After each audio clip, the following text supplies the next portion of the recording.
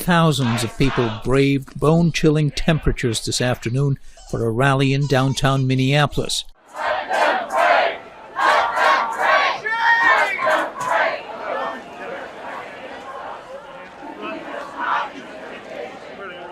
Mass protests against the Trump administration are spreading, and not just across the country, but they're even taking on accents across the Atlantic.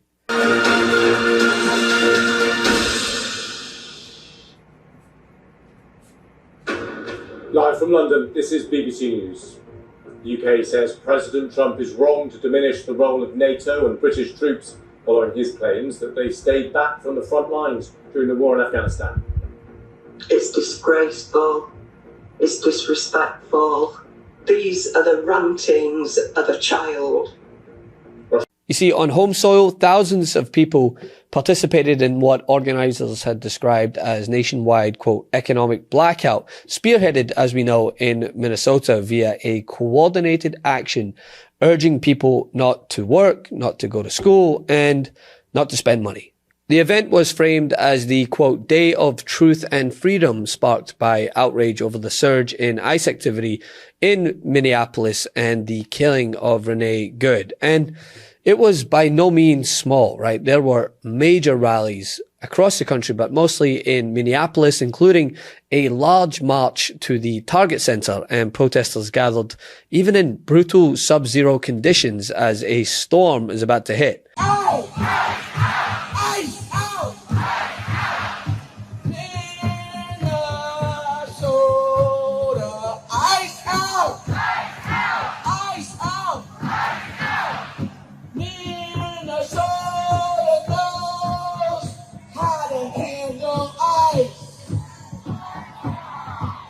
Would you support a prolonged general strike to curb immigration enforcement actions that the Trump administration is taking? Absolutely. I think that I was just talking to some colleagues on the way over here, and I think the way you get there is you have to do actions like this, where it is just one day. You have to build the infrastructure out. You have to get people privy to what's happening, and you have to get organized labor all on the same page. As we know, that can be difficult sometimes.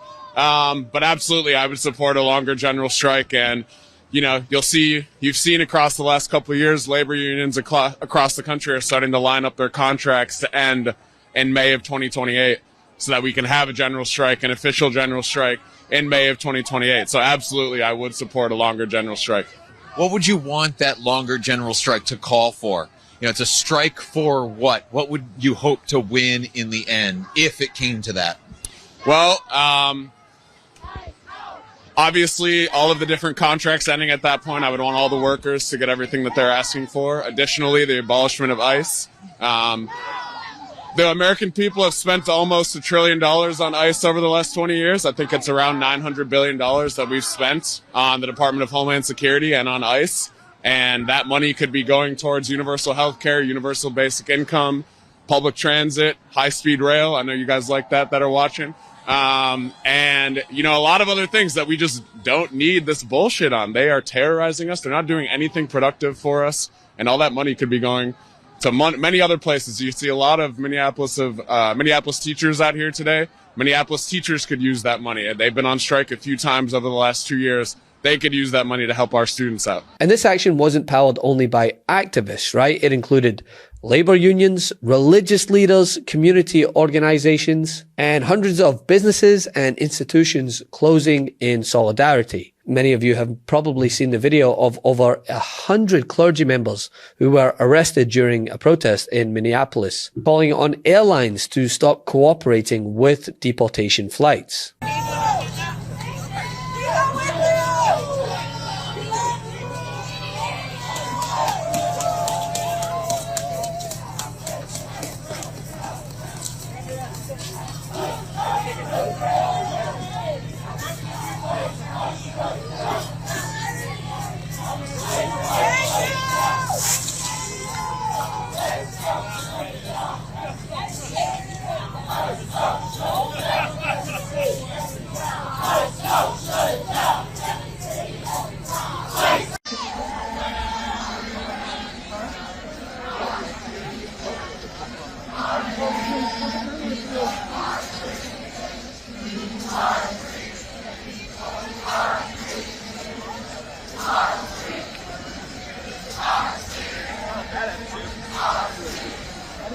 I mean, think about that for a second. When you got clergy getting arrested in bulk and unions encouraging economic shutdowns, you know it's not going well for this administration.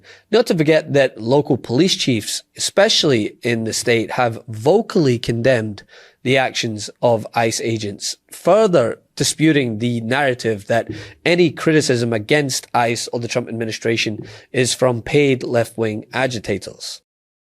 We've all seen the 3-minute video. And I've heard some people say, oh, it's hard to watch. What was hard is that there were 5 to 7 ICE agents there. In my world, my colleagues, we've arrested some dangerous people on the back roads of Cumberland County with 3 or less deputies. Yet, this was a show of force, a show of whatever they were trying to do with 7 people. What's even more disturbing is the comment made by the witness that videotaped this encounter, who said that in the 3 minutes they got out, they pulled a guy from the car, handcuffed him, put him in the car, they all took off, leaving his car with the windows down, the lights on, unsecure, and unoccupied. They left it right on the side of the street. Folks, that's Bush League policing. Again, in my world, you wait for a wrecker. You wait for somebody to come pick it up that the individual wants. Or you get permission to drive the vehicle into a public parking spot and you lock it up and you give the person their car keys. You don't leave their personal belongings unsecure along the streets of the city of Portland. It's not fair to the guy that owns the car. It's surely not fair to the Portland police. And it's what my understanding is going on. I'll end with this. We're being told one story, which is totally different than what's occurring or what occurred last night. Good morning, everyone. I'm Mark Ruley, Police Chief of the City of Brooklyn Park. Behind me is a bunch of amazing police chiefs that are here in support of a very short but very important message that we want to share with you. What you won't hear from any of us today is rhetoric of abolish ICE or that there shouldn't be immigration enforcement. The truth is, immigration enforcement is necessary for our national security and for local security. But how it's done is extremely important. In fact, we have a long history of working exceptionally well with our federal partners, including ICE agents, and we have seen the best of them perform their job extremely well in the past. With that said, recently, as the last 2 weeks, we, as law enforcement community, have been receiving endless complaints about civil rights violations in our streets from U.S. citizens. What we're hearing is they're being stopped in traffic stops or on the street with no cause and being forced to demand paperwork to determine if they are here legally. As this went on over the past 2 weeks, we started hearing from our police officers the same complaints as they fell victim to this while off duty. Every one of these individuals is a person of color who has had this happen to them. And what's also notable is the backlash isn't staying inside US borders either.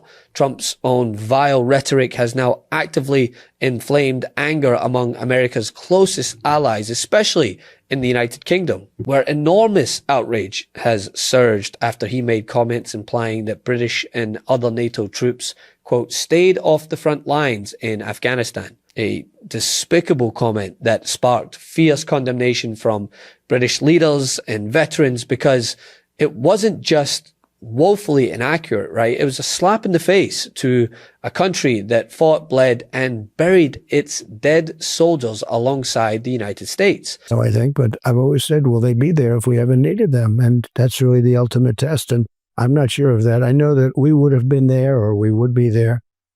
But will they be there? And let's hope that that never happens. We've never needed them. We have never really asked anything of them. They'll say they sent some troops to Afghanistan or this or that. And they did. They stayed a little off the front lines. But we've been very good to Europe and to many other countries. And now under my administration, that began because we had a very successful first term. That began then, but it has to be a two-way street. More than 450 UK soldiers were killed in Afghanistan, with many more injured. But I guess that matters not to the armchair operator Sergeant Bonespurs, as he continues to make a complete mockery of the office. And of course, instead of lowering the temperature, the Trump administration's response has only fueled the sense of outrage and sparked even more chaos. But people, they're angry, right? And they are making themselves heard in massive numbers.